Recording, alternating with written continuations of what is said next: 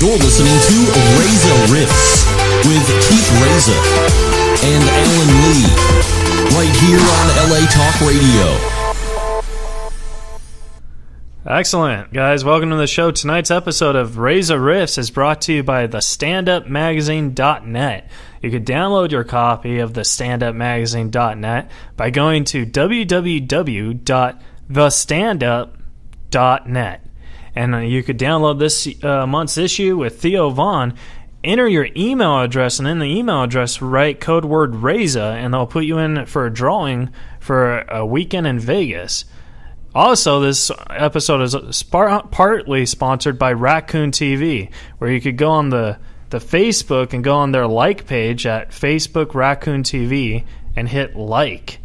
Back to the show, guys. How's it going, Alan Lee? How's it going, Keith Reza? Okay, talk a little louder. How's it going, Keith Reza? I gotta talk louder. How's it going, Keith Reza? I'll just turn both the mics on. Okay. Thank you. Thank you. I hear that better. Huh? Are we good? Yeah, we're good. Are we live? So, folks, tonight's guest is the great Maz Jobrani. Is it Jobrani or Jobrani? The way it was pronounced that I heard was Jobrani. Maz Jobrani. Maz Jobrani. And he's going to be calling in. The thing is, he emailed me earlier today, said that he had to be done 15 minutes early, and I misread that email, so we got to kill half an hour. At least it wasn't 45 minutes early. Yeah, that's true. But for those who don't know about Maz Jobrani, is it Jobrani or Jobrani? Jobrani. Maz Jobrani. He's a very funny comedian. He's also done acting. You know that thing that you do? Acting? Yeah, we try to.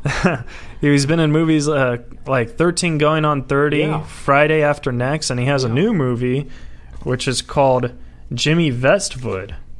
That came out around April of this year. Yeah. But that's his movie that he wrote and produced. Jimmy Vestvood. Amerikan Hero. It's called Jimmy Vestvood? Yes. I thought it was Vestwood. I think that's a V you're looking at. Yeah. You're changing it into a W. Oh, you wrote W. No, that's a V. Oh, okay. Well, it's Jimmy Vestwood. You don't have your glasses on. I don't have my glasses. I forgot my glasses. Wow. So, I haven't seen the movie. Have you seen the movie? I haven't yet, but I'm sure going to see it after we are guests, and Yeah, John Hurt is in it. I know that. Yeah, that's unbelievable. I forgot that, and I guess Maz will tell us about his experiences with John Hurt. Yeah. Great actor. We saw Maz at the Comedy Store a couple of weeks ago. Do you remember that? Yes, we did. And he killed it. Funny guy. Yeah. Funny guy. Very funny. And he's at his son's soccer practice right now, according to his email, and he said that he's going to call during the soccer practice, which is very nice of him because, a lot of dads like to watch their sons play soccer. Yeah, no, I think he's a family guy. He's a real sweetheart of a man.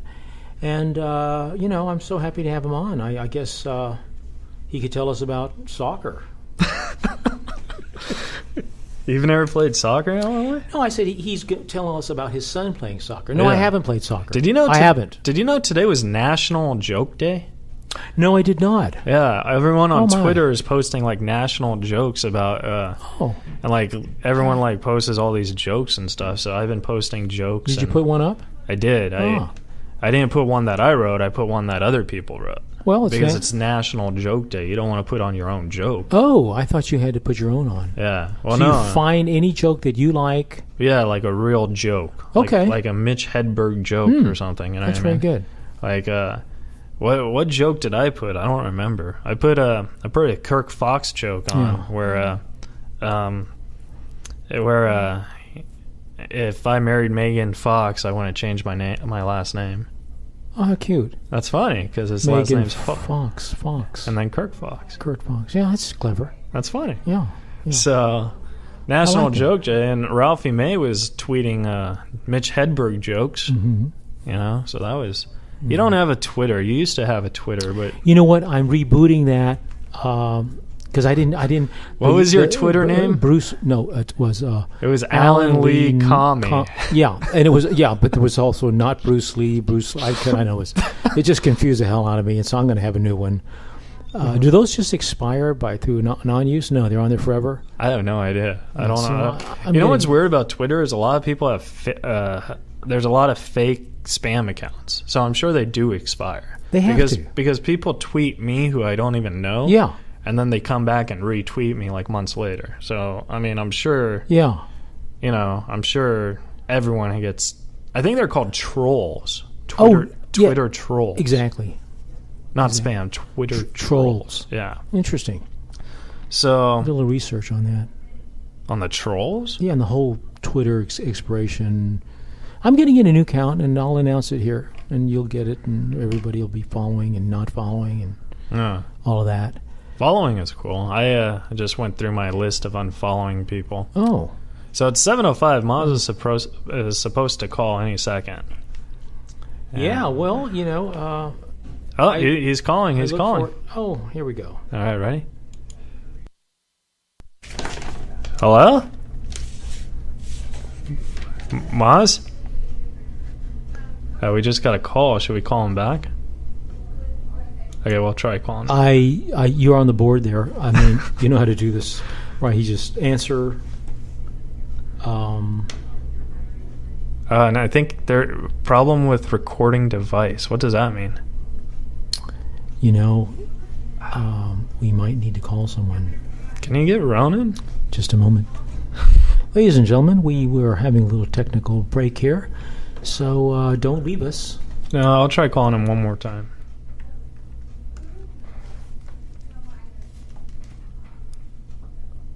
Is it ringing? No. There's no call. Yeah, can you go get him? Oh, thank you. So he tried to call in, and then it hung up on him, and then we tried to call him back. Help is on the way. This is Ronan, the engineer. Engineer Ronan. There's a comic book called Ronan by...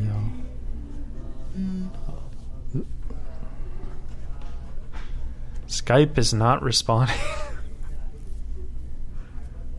Excellent.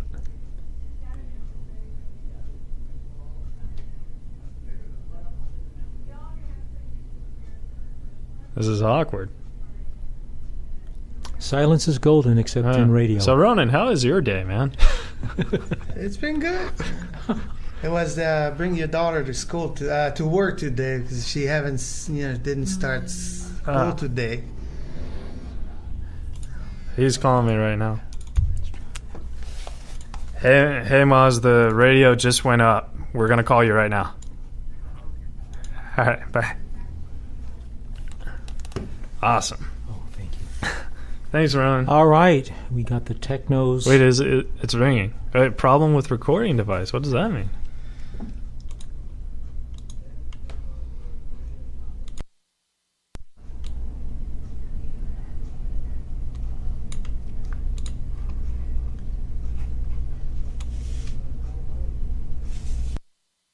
Way I could put my iPhone on it? Oh, he's calling right now. Should I answer?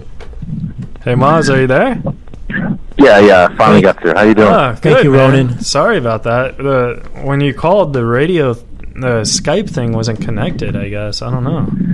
But yeah, it was interesting. It wasn't connecting somehow. Yeah, we tried to call you back, and I think it was terrorist activities. Yeah, definitely. How you guys doing? You good? Good. We're doing good. So man. glad to have you on. Thanks, man. I was reading your email and I misread it. You have to leave in 20 minutes because your kid's playing soccer. What position does he play? Yeah, it's 7:30. Well, he's only 8, so he was playing midfield. But they're kind of still learning as they go. It's not. It's actually pretty. They're pretty serious about it. It's a club team. Oh yeah. But you see them getting better, so it's good. Yeah, I played soccer when I was that age. I wasn't good at soccer though. So. Oh, there. And the ball would always hit the goal. You know, I'd be just standing there. I wasn't a very good sports guy. That's funny. Did you play sports? Yeah, I played soccer. I played soccer growing up. Yeah. Were you good? Yeah. Yeah, I was pretty good. I was a good player. And I was always pretty athletic. Yeah, that's great. Yeah, man. Yeah. So, do you guys want to get started? Yeah, we're going to get started. We thought we were getting started. we just talked. Oh, we already were started. Yeah. This is very loose, Maz. You can just take off and say anything you wish. That's how we run this thing. Well, cool. I know time limit's hard, but we have a couple of Twitter questions that we should probably just start getting to if you want to do that. Sure, go for it. Tell us about the Axis of Evil comedy tour. Is it still going to go on? No, man. That was the last time we did that was 2007. So we haven't done it in 9 years. That was a tour that we did with me, Ahmed, Aaron Cater, Dino Bidala. It was 4 guys with all of us Middle Eastern backgrounds. Mm-hmm. And it had actually originally started with Mitzi Shore, who's the owner of the Comedy Store, in the year 2000. Oh. She was watching the news, and she's Jewish, and she saw that there was the latest uprising with the Palestinians and the Israelis, and so she said, I feel like there's going to be a need for a positive voice for Middle Eastern people in America in the near future. This is before September 11th. Yeah. So she put us together back then, and she called it the Arabian Nights, and that's what we toured as for a little bit, and then eventually in 2005 we changed the name to Axis of Evil, and it became a special on Comedy Central by 2007, and then we toured a little bit with it, ended up going to the Middle East and doing some shows, but then that was it. End of 2007, we stopped doing it together, and we all kind of went our own ways. Yeah. But did you enjoy going on tour with your buddies and stuff? I mean, that's what I think. Yeah, no, it was fun. Yeah, definitely, that was really fun. It's always good when you're on tour. You want to have people that you can hang out with, and that was a group of guys that we were able to hang out with, and it was fun. It was definitely a fun thing. It definitely helped all of us kind of make a name for ourselves. That Comedy Central special helped us a lot, and also people took a lot of our clips and they put it online. So YouTube was just really starting to take off around then, and that's when I think it really helped us become known as who we are. And so it was a big thing for all of us. Yeah. And then you just had a movie release called Jimmy Vestvood, which you wrote. Yeah, so I co-wrote, co-produced, and then starred as this character named Jimmy Vestvood. It's called Jimmy Vestvood, Amerikan Hero, and I describe it as the Persian Pink Panther meets Borat. I'd always been a big fan of the Pink Panther with Peter Sellers, the old Pink me Panther. Too. They're and I wanted to do a movie that was kind of slapsticky and silly. And I also wanted to do a movie where the guy who saves the day happens to be of Middle Eastern descent, because we just don't have that in American movies. Yeah. So in this movie, the guy who's the hero of the film is an Iranian guy. And like I said, it's a silly comedy. We got into the Austin Film Festival a couple years ago and won a couple of awards for Best Comedy on by the audience and Best Comedy by jury. So we got 2 awards there. And then we basically self-released it this year in limited release, and then it'll come out on Showtime as well as digitally. And actually, digitally, it's like iTunes and all those things starting in October, and then Showtime end of the year. So, it's got a life of its own. Yeah. And it was a good thing to do. I always tell people you got to create your own opportunity. Yes. Just keep creating, keep writing. And it was fun. It was a challenge though. It ain't easy, especially making an independent movie in these days, in the age of all these big blockbusters, and you're competing against, your Captain Americas and all this stuff. Yeah. It's kind of a tough place to be, but we did it. Now, you filmed the movie 2 years ago, right? Yeah, we made the movie, I believe, let me think about it. We made the movie end of, we did 18-day shoot end of 2013. Then we edited it and did some focus grouping and the sort in 2014, did the festival in 2014. And then we kind of got stuck in a little bit of a rut because we were looking for a distributor, and we had a foreign sales agent who was going to help us find one, and that just kind of took most of 2015. It just slowed us down, unfortunately. Yeah. And so that's what I say, like when you're independent film, there's a lot of pitfalls. So it slowed us down, and it wasn't until earlier this year when we said, you know what, we're not going to wait for anybody. We're just going to go ahead and do it ourselves, and that's what we did. All right. Yeah. And then, well, you co-wrote it. How long did it take you to co-write it? Like, did you guys write? You know, me and my writing partner, we were writing it for like almost like 10 years or so. And then we weren't commissioned to write it by anybody. So we just kept meeting together, writing. There was several different iterations of it as we kept writing, kept finding a few people that said they may invest in it and ended up not investing in it.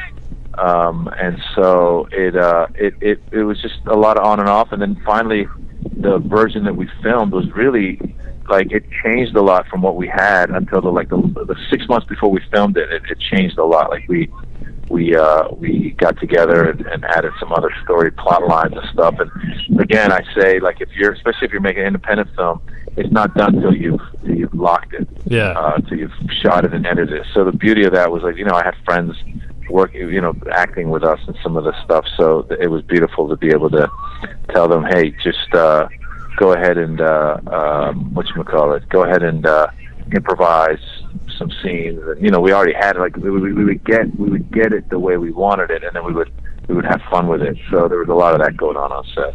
Yeah. Well, what was it like working with John Hurd? I mean, yeah, that was cool, man. John Hurd was cool. He's been around for a long time. Guy is he's a well-known actor, and he was kind of we needed somebody to play that part. Basically, it was like we were basing it on Dick Cheney. Yeah. And he did a really good job with it, man. He came in and played the bad guy well for us. So it was a good get for us. Yeah. I could hear the kids playing soccer. What's that? I said, you hear the kids playing soccer? Yeah. Yeah, they're right there. They're playing. Yeah, they're screaming and running around and stuff. So which one do you enjoy doing more, doing the stand-up comedy or making movies? It's all I enjoy it all, and for different things. The beauty of stand-up is that you get immediate satisfaction, you get immediate reaction, and also I don't feel like I felt like doing the movie. It was like once it's locked, you can't really change it. So I kind of felt like there were times when you'd be watching the movie in a theater with an audience, and you'd be like, "Oh, I would have changed that. I would have changed that." And sometimes it makes you just feel like, it causes a little bit of anxiety because you're like, "Oh man, they're judging me on this movie, and there's nothing I can do about it." Whereas in stand-up, you get up. I get up 7-8 times a week. If I have a bad set, I'm up again the same night usually. Yeah. And if the set's not going well, I can always do crowd work or change my material or whatever. So that was the big difference, was just learning that with a movie it's kind of final and there's nothing you can do at a certain point. So I actually saw you at the Comedy Store a few weeks ago, and you were excellent at crowd work, and I just really admire crowd work. Oh, thanks, man. Yeah, I think just doing it. I've been at the store now for like 16 years, maybe 17 years, and I learned early on. Part of it was just being able to get up late at night in front of 4 or 5 people. That was early on when I first started. They give me the late spot, so I'd be up in front of 4 or 5 people, and I realized that you can't just do your set all the time. You got to talk to them. So I started doing that, and now in my shows, I tend to talk to people if I feel like it, and I'm pretty good at it. Yeah, you're excellent at it. Thanks. Yeah. What comics really inspired you growing up? I know you've said Eddie Murphy did, but are there any other ones? Yeah, well, Eddie Murphy was, when I was a kid, I was like 10 years old or so. He was one of the first guys I saw that made me want to do this in the first place. But once I started doing stand-up, I think I started listening more to like Richard Pryor, Carlin, some of these guys. I just like the fact that Pryor also does social commentary, and I love it if I'm able to talk a little bit about some political stuff in my act. To me, it's a bonus to the joke. So if I can do that, I do that. And so yeah, Pryor, Carlin, even Cosby, and I was just a big fan of comedy. I mean, that's why I got into stand-up comedy. I was a big fan of comedy. I would watch as much as I could. I have the ticket stub from 1987 when I saw Eddie Murphy live at the Oakland Coliseum. I have the ticket stub from the Fillmore when I saw Sam Kinison performing in San Francisco at the Fillmore. Oh, Kinison, yeah, he was great. I've seen a lot of those guys. I remember seeing Dom Herrera when I was younger. Oh, wow. He was part of. They did something called Day on the Green in San Francisco. They would play. They would do a comedy show. Dom Herrera was there. I think Robin Williams was there. Wow. So I was a big fan of all those guys, man. Yeah. Now, did you ever work with any of them besides at the Comedy Store? Because I know everyone works with everyone at the Comedy Store, but like, ever go on a tour with any of these guys? No, I never went on a tour with any of those guys. I mean, you know, obviously Pryor, I think either passed away or I think he passed away a little bit after I started, but you know, I never got a chance to work with him, obviously, or Carlin or any of these guys. But I see, you know, now it's pretty cool to be like friends with Dom Herrera now, who was somebody who I used to watch when I was younger, and I hang with him. You know, I'll see him at the store, I'll see him at the factory. That's a good thing. But the other guys, I never got a chance to. Even Robin Williams, I was really upset, obviously, as everybody was when we heard about it. I actually went to the same high school as he did, and I was hoping that I would run into him one day at the Comedy Store or something, but I never got a chance to before he passed away. Yeah, Robin Williams' story, because I have a form of autism called Asperger's syndrome, and when I was 6 or 7, he spoke to our support group. I mean, I never met him, but I saw him. You know what I mean? And he had a form of it too, but it was something he never really admitted. But he talked to all these kids. It was a group of like 300 or 400 kids, and I just thought that was really cool. Wow. Yeah, I've only heard good things about him. I have a friend of mine who had some, I don't know if it was a relative who had cancer or what it was, but he said like they wrote to Robin Williams and he showed up and like, you know, he was there for them. He seemed like a really good guy. Oh. So, Alan Lee, do you have any questions for Maz? Well, you know, it's interesting. You grew up in Northern California, and I met Allison Eastwood, and you know, it was Tiburon. Is that near Piedmont in Marin County? Piedmont is in the East Bay. Marin County is where Tiburon is in Marin County. Yes, I grew up in Tiburon. And Marin County is north of San Francisco. There you go. And it's across the bridge from the East Bay. So yeah, that's where I grew up. That's actually. Like I was saying, Robin Williams went there. That's right. Greg Behrendt went to my high school. Redwood. Pete Carroll, the coach for the Seahawks, he went there. A lot of luminaries. Yeah, so those are the people from there. I just thought it was funny with with your comments about Jack Bauer and all the macho American heroes, and then you were near, of all people, Clint Eastwood in the same section of the country. Yeah, I'm not sure. I think Clint Eastwood was in Carmel or Carmel, something, wasn't he? Yeah, I think so. Yeah. So he was a little south of where I was. Of you. Yeah, the fates. Yeah.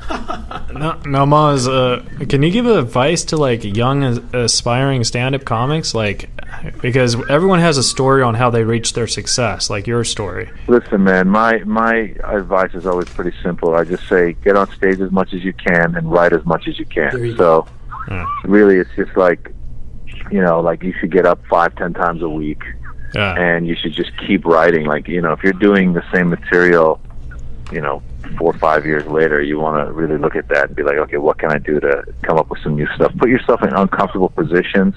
When I became a regular at the Comedy Store, it really helped me grow exponentially because, again, I was in situations that were just the bar was so low because I was like, okay, it's 1 a.m, nobody cares. So I felt okay risking and failing, and not getting a laugh at certain times, So really, it's just get up. That's it. I mean, just risk. Just go crazy, right? Well, risk, go for it. I mean, listen, have a plan. Advice. Like, know what you're gonna, write. Know what you're gonna talk about, or have ideas that you're gonna talk about. Always write, but it's like anything else. You got to put in the time. Yeah. It doesn't just come. If you're lazy in comedy, you're not gonna get far.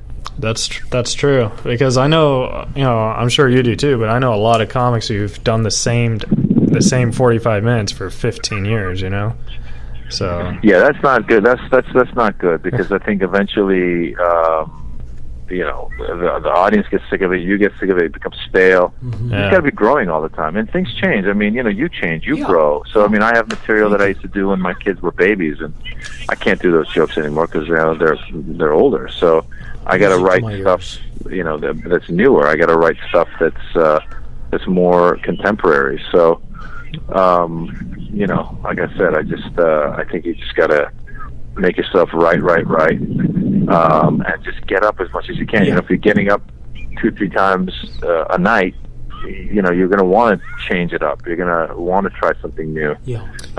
So you just got to keep doing it. There's times when I've come from a trip and I'm tired, but I still get up because it's just what I do. It's like going to the gym. You just got to keep getting up. Yeah, you got to keep getting stronger. Next set. Hey, Maz, did you go to Berkeley and UCLA? Yeah, so I went to Berkeley for undergrad, and I got my bachelor's in political science, and then I started a PhD program in poli-sci at UCLA. I was going to become a professor, but then that's when I decided to drop out, because I'd always done plays when I was a kid. So I wanted to do acting and comedy even before college and in college, but my parents kind of encouraged me not to, because they come from an immigrant background from Iran. I was born in Iran myself, and I think a lot of immigrant parents want their kids to be lawyers or doctors or engineers, and that's kind of what my parents were pushing, and that's why I ended up studying poli-sci, because I thought I was going to become a lawyer. And then while I was in undergrad, I decided, you know what? Instead of a lawyer, I'll just become a poli-sci professor. So I thought that would be kind of a good compromise. Like, my parents could be proud of me for having a reputable job, and I could also be in front of people speaking. But then when I got into the PhD program, I realized I really wasn't into it. And that very first year is when first semester, whatever, first quarter, I ended up dropping out to then go and pursue acting and comedy, and here I am. Yeah, that's great.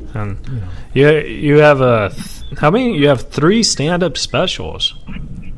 Is that right? Yeah, actually I have 4, because if you count the Axis of Evil, which was 4 of us, that was my first one, and then I've got 3 solos that were. So the Axis of Evil was a Comedy Central, and then the other 3 were Showtime specials. So yeah, I've been pretty active with it. I keep touring, and because I tour, I keep coming up with new stuff. And every couple of years, I look at my act and I go, "Oh wow, I got enough new material to shoot another one." So that's kind of how that's transpired. Well, this question is: which one is your favorite special that you shot? I'm Not a Terrorist, but I've played one on TV, or I Come in Peace, or Brown and Friendly. I don't know. I haven't watched them necessarily, but I can give you the critiques that I have myself for them. I would say that I'm Not a Terrorist, but I played one on TV. I feel just ran a little bit long. Like I have it at an hour and 17, and I think I could have probably cut a little more fat out of it. I Come in Peace was I was really proud of, because it was the first one that I produced myself with my manager, Ray Mohit. We actually went to Sweden and filmed it, and that was just a great experience to have, for us to go out there and just make it happen. And so that was great. And then so I really was proud of that. And that's the formula we use actually for I'm Not a Terrorist, but I played one on TV. We produced it again ourselves, but it was in LA this time. But yeah, I mean, they all have, like, the first one, Brown and Friendly, I felt like, there was some stuff again that maybe I could have edged it up a little bit. You're self-critical when you watch stuff, but there's also parts where you go, oh yeah, that just still works, or people quote you, or you think about it and you go, oh, that's still good. So, there's bits and pieces that I like and bits and pieces that I could pull apart. Yeah. Well, do you find traveling back, like when you traveled back to Iran, and then you travel to other countries, do you start to change your point of view depending sometimes on the audience?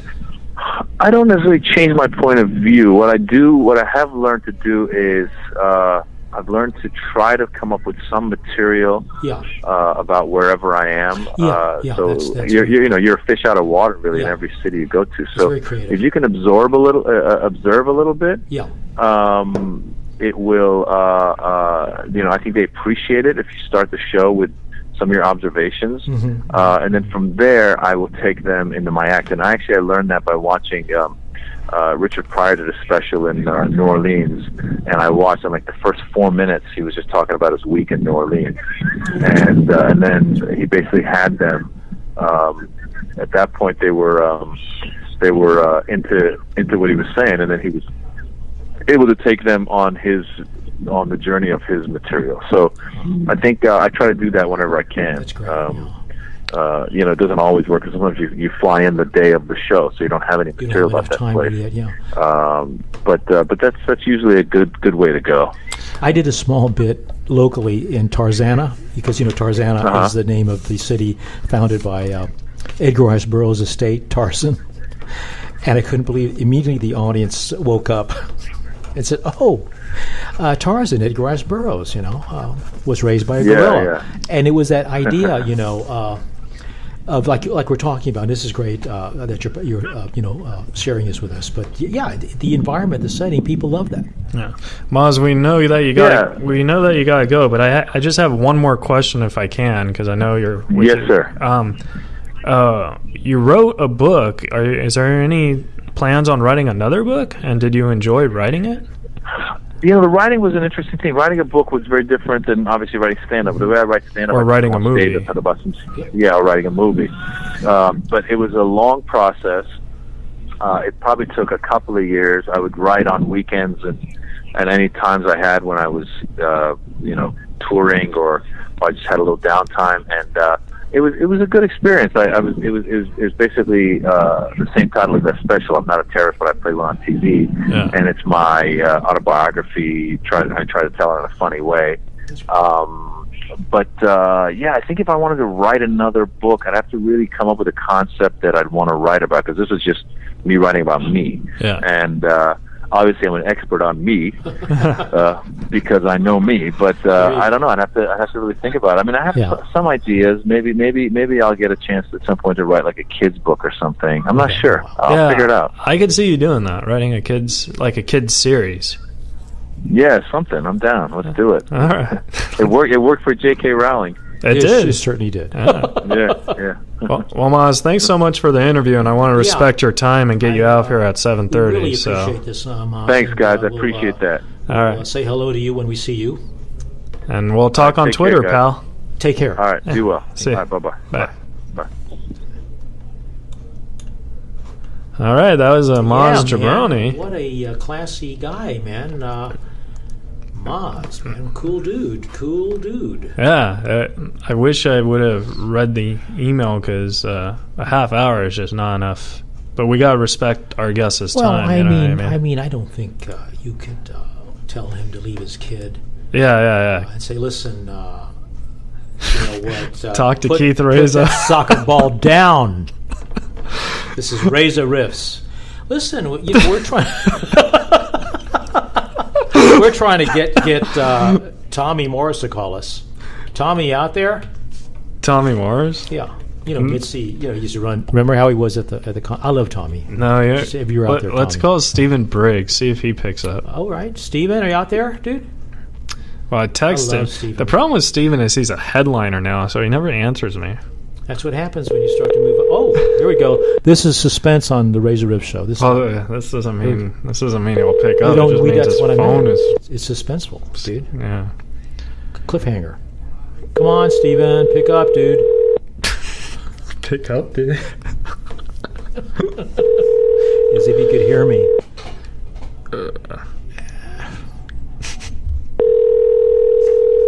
Well, we got. Did you say Richard Villa? Is next online? Hey, Steven, message.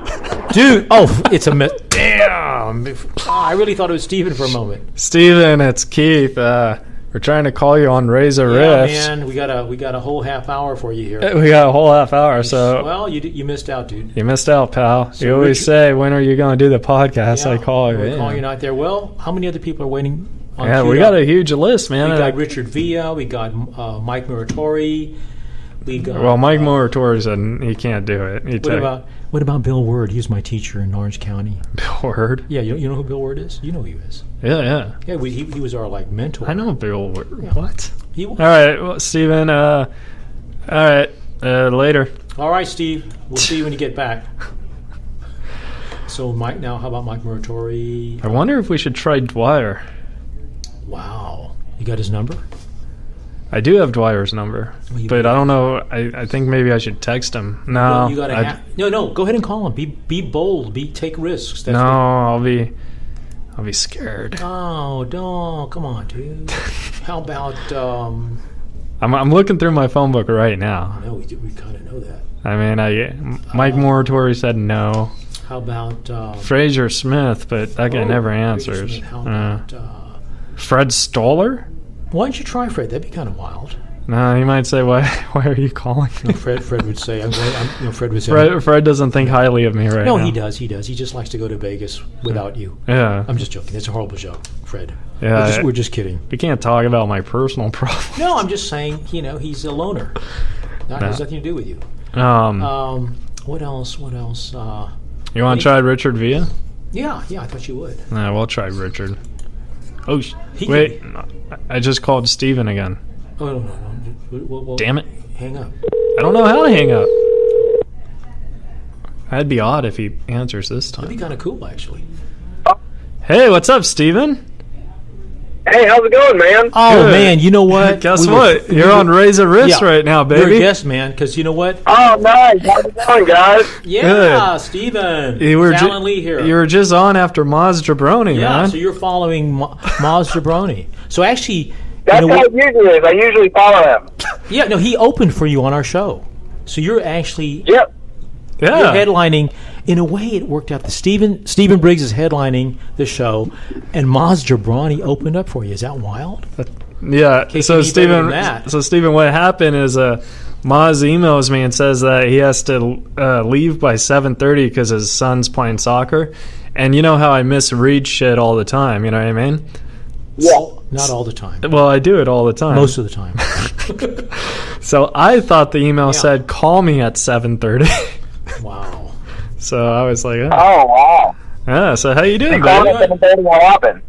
Oh no, he was awesome, man. He's great. He's a great guest. We interviewed him for about 25 minutes, man. It was almost 30. Yeah, but he had to take his son home. That's so crazy because that's what I'm going to do right now. I'm going to watch my son play soccer. Oh no, that's so cool! A double soccer deal. So I wonder if my kid's playing against his kid. You know what's funny? At this time, at 7:30, these games go to 8 o'clock. They do, yeah. Is he a goalie? I mean, is my kid a goalie? No. I mean, like, is he? Yeah, he's a goalie. He's a goalie, but not because he's good at it. It's because he's lazy.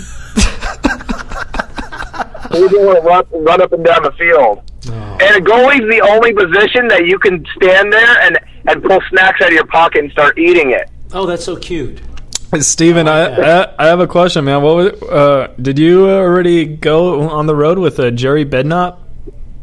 Or was that... Yeah, I already went on the road with him. He was our guest. Yeah, he was our guest. He was hilarious. And when I asked him about you, he was like, yes, funny guy. And then he comes up to me after a show, he's like, who the fuck is Steven Briggs? Oh.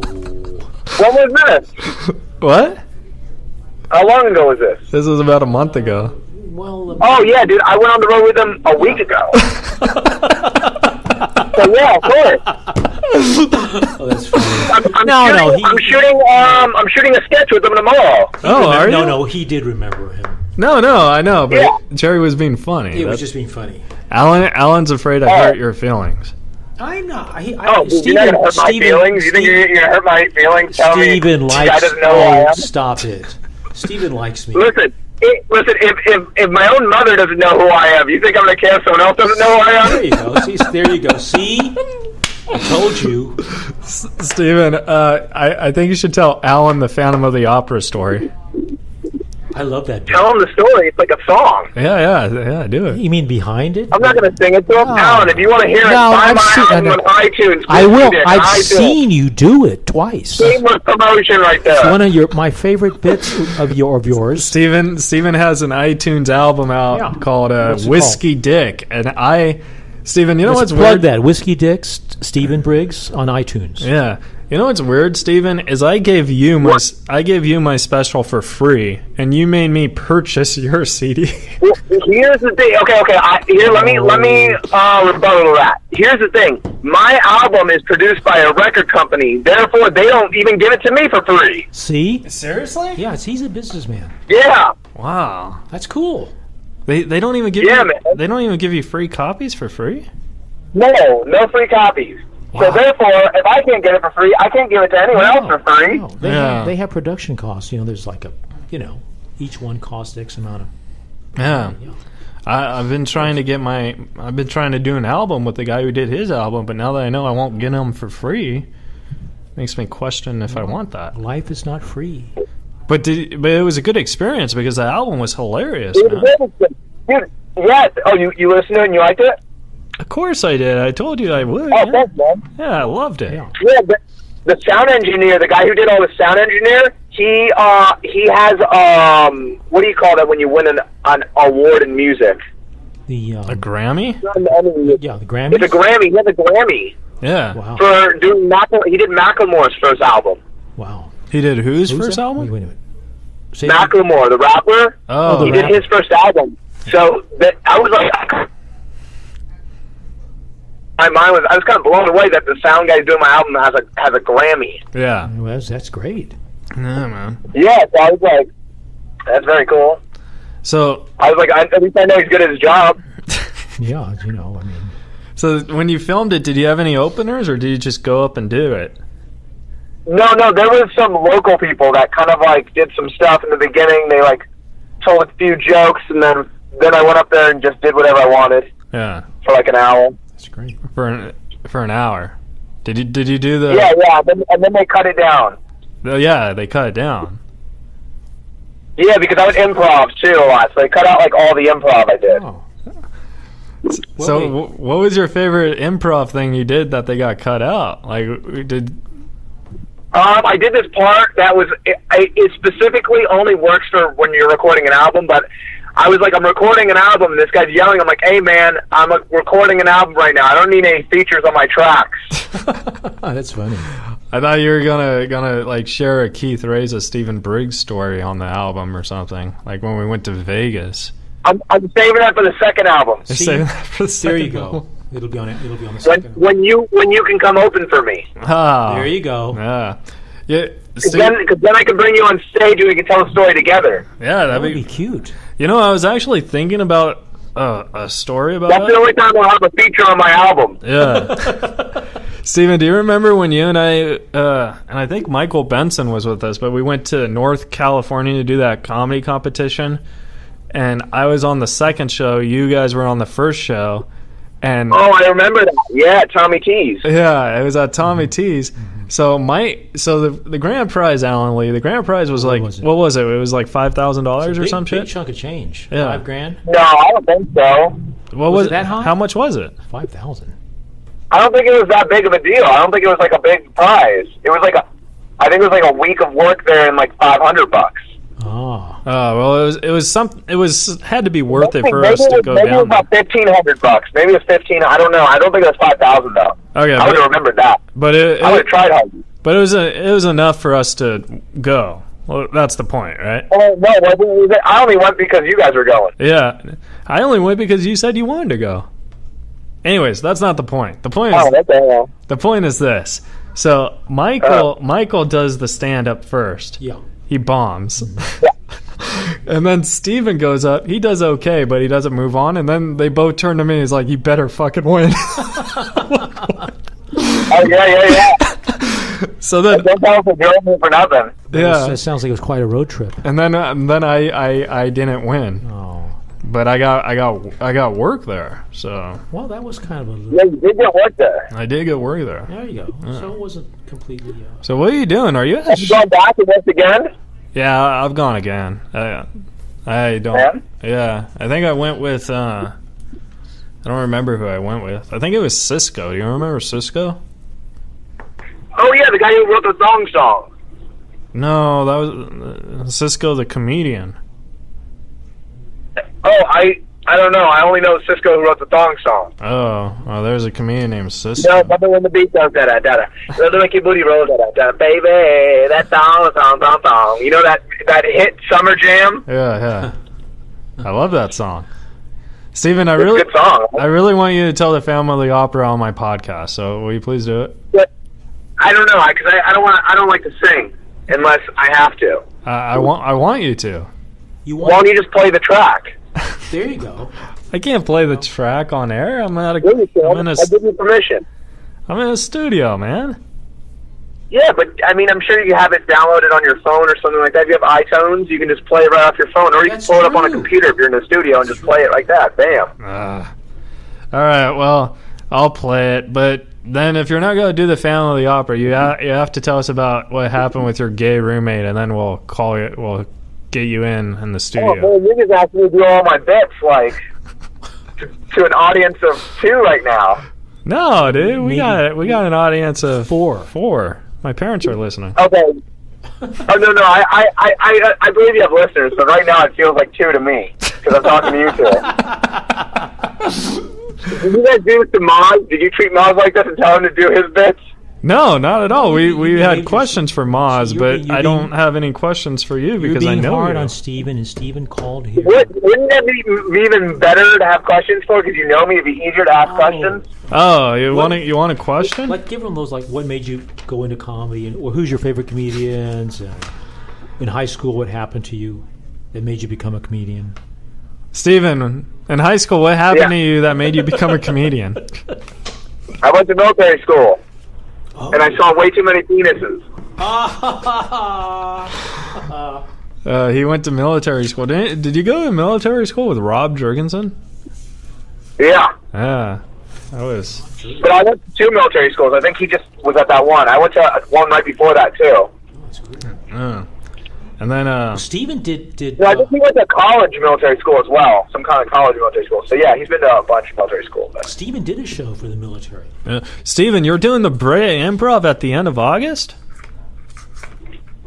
Yeah. How do you know? How'd you know that? Facebook. I'm supposed to be closing it out, but I'm also doing the mob that day at the Regent Theater. So I'm trying to figure out my schedule so I can do both. Oh. Because one's in LA and one's in Brea. Yeah, wait, where's the other one? The Regent is... The other one's in LA. Yeah, that's in Los Angeles. You'll make it. I'm in the Moz storytelling competition that day. So I'm doing the Grand Slam. Oh, what's the Moz storytelling competitions? It's a storytelling show that they have. It's on NPR and stuff like that. It's pretty good. It's like people go up there and they tell these stories, long form stories, you know. And so that's what it is. Wow, that's cool. That's awesome, man. Well, yeah. So if you end up going to Brea, call me and I'll come and hang out with you, man. I'm going to try to make it for sure. All right, pal. Well, thanks for picking up your phone and you saved us. You really are so cool. You guys got off stage, so it worked out. You saved us 13 minutes of awkwardness, and I think I only pissed you off 4 times. We put Steven on. No, you pissed me off 10 times. See? I love you, Steven Briggs. Yeah, man. That's good, sir. You as well. Thank you, Steven. All right, bye, guys. Bye. You. Great guy. Great guy. Wait, did you just tell Steven Briggs you loved him? Yeah, that's Hollywood. I say that to you sometimes, but I get a little weird with you. It's kind of gay. I'm afraid to say that to you. All right, guys. I try not to say it that often to you. Well, if at all.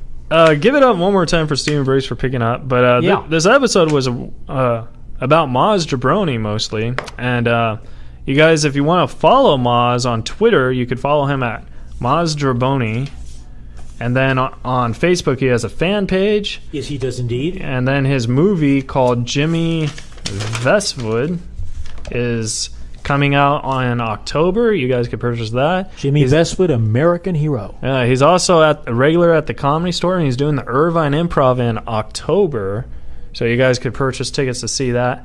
Very funny guy. Yeah. One more time for our sponsors, Raccoon TV, which is a like page on Facebook. And that's, could you explain it real quickly? What you do is, what Raccoon TV is they share jokes and captons and videos and stuff about comedy, strictly comedy. and they shared the Reza Riffs page. So they're it's a fun site. It's a fun site, man. You can use it. And I think Jeremiah Watkins just walked in. We could have asked him to come in earlier. And then our main sponsor tonight was the Stand-Up magazine. And Maz Jobrani was actually on the cover of it. Happens to be on the cover. He was on not this episode, but the last issue. And that's a great magazine. That's a great for comedians and people who like to follow comedy. Yeah, and we had to ask him questions about the magazine, but we didn't have time with the soccer thing. But it's a great magazine. If you go to www.thestandup.net and download the Stand-Up magazine and enter your email. And then in the code word, hit Reza, they'll put you in a drawing to win a free trip to Vegas. Nice. That's pretty cool, right? Very cool. So do you have anything going on this week and before we close out? I've got a show up in the future a while at a theater in Venice that I'm looking forward to doing again. And it's a real hippie, historical hippie theater that I've done work there. And I'll be there in about 3 weeks. Crap, you know what I just remembered? We have reviews and roast jokes that I downloaded from the line about the show. I was going to read them, but my phone's dead and we're out of time. That would have been perfect because after Maz, we could have just read the reviews and then boom.